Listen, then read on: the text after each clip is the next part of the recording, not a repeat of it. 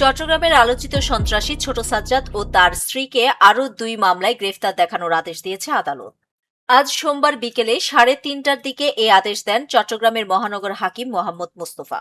আদালতের সহকারী পিপি রায়হানুল ওয়াজেদ চৌধুরী বলেন, মামলার তদন্তকারী কর্মকর্তার আবেদনের প্রেক্ষিতে আদালত সাজ্জাদ ও তার স্ত্রীকে ২টি মামলায় গ্রেফতার দেখানোর আদেশ দিয়েছেন।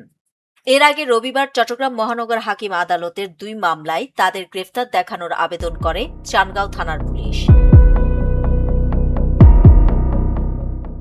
মামলা দুটির একটি হচ্ছে জুলাই অভ্যুত্থানে চান্দগাঁও থানার বহদ্দারহাট এলাকায় ছাত্রলীগ ও যুবলীগের নেতাকর্মীদের হামলায় ফজলে রাব্বি নিহতের ঘটনায় হত্যা মামলা।